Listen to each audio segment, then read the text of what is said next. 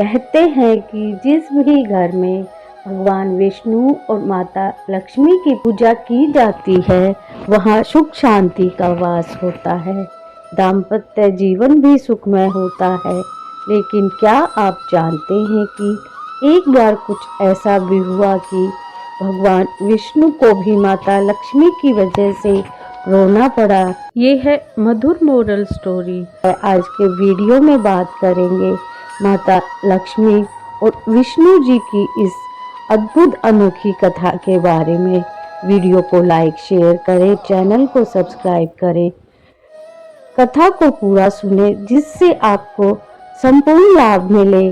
पौराणिक कथाओं में जिक्र मिलता है कि एक बार श्री हरि धरती पर भ्रमण के लिए जा रहे थे, तभी देवी लक्ष्मी ने उनके साथ चलने की अनुमति मांगी।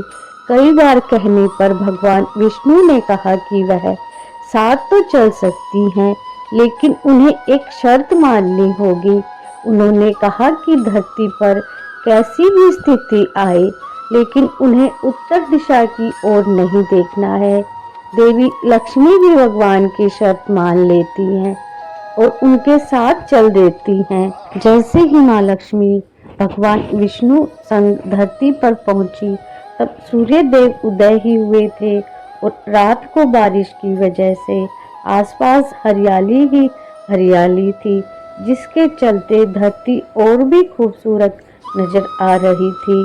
और वह भूल गई कि विष्णु जी को उन्होंने कुछ वचन दिया था, और वह खूबसूरती में खोकर उत्तर दिशा की ओर मुड़ गई। मन ही मन खुश होकर एक सुंदर बगीचे में चली गई, क्योंकि उस ओर माँ लक्ष्मी को भीनी भीनी खुशबू आ रही थी, जहाँ सुंदर सुंदर फूल भी खिले थे। जहाँ से माँ लक्ष्मी बिना सोचे एक फूल ले आई। तब वह फूल तोड़ने के बाद भगवान विष्णु के पास गई तो भगवान विष्णु की आंखों में आंसू आ गए। माँ लक्ष्मी जी के हाथ में फूल देख विष्णु जी बोले, किसी से पूछे बिना उसकी चीज को हाथ नहीं लगाना चाहिए। और अपने वचन को भी विष्णु जी ने याद दिलाया। माँ लक्ष्मी को उनकी गलती का आभास हुआ और उन्होंने अपनी भूल के लिए क्षमा भी मांगी।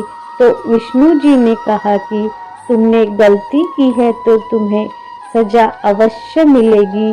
जिस माली के खेत से तुमने ये फूल बिना पूछे लिया है, तुम उसके घर में नौकर बनकर रहो, उसके बाद ही तुम वैकुंठ वापस आना।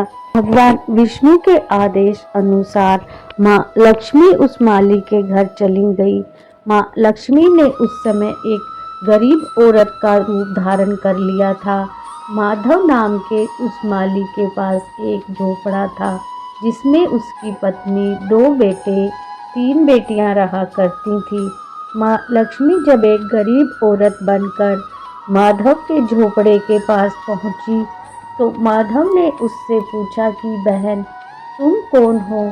तो माँ लक्ष्मी ने कहा, मैं एक गरीब औरत हूँ, मेरी देखभाल करने वाला कोई नहीं, मैंने कई दिनों से खाना भी नहीं खाया, मुझे कोई भी काम दे दो, मैं तुम्हारे घर का काम कर दूंगी और इसके बदले में आप मुझे अपने घर में एक कोने में आसरा दे दो।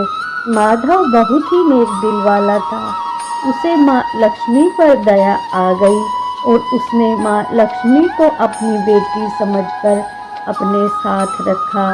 कथा के अनुसार माँ लक्ष्मी जिस दिन से माधव के झोपड़े में रहने के लिए आई थी, तब से उसे बहुत फायदा हुआ।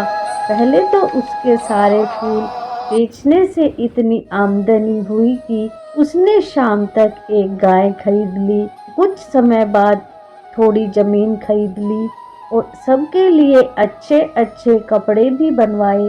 कुछ समय बीत जाने के बाद माधव ने एक बड़ा पक्का मकान खरीद लिया। माधव को हमेशा लगता था कि यह सब इस महिला के आने के बाद मिला है। एक दिन जब माधव अपने खेतों से काम करके घर आया, तो उसने अपने घर के द्वार पर गहनों से लदी एक देवी स्वरूप औरत को देखा। जब वह उसके निकट गया तो उसे पता लगा कि वो महिला तो मेरी मुंह बोली चौथी बेटी है, और कुछ समय बाद उसे पता चला कि वह कोई और नहीं स्वयं माँ लक्ष्मी है।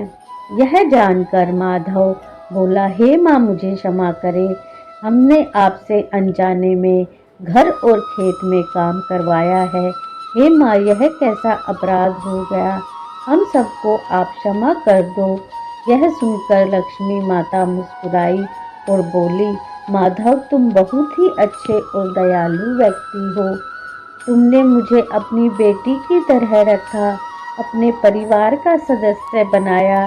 इसके बदले मैं तुम्हें वरदान देती हूँ कि तुम्हारे पास कभी भी खुशियों की और धन की कमी नहीं रहेगी। तुम्हें सारे सुख मिलेंगे जिसके तुम हकदार हो। और उसके बाद माँ लक्ष्मी वापस विष्णु जी के पास वैकुंठ लोक चली गई। वीडियो को लाइक शेयर करें, चैनल को सब्सक्राइब करें। Thank you for watching.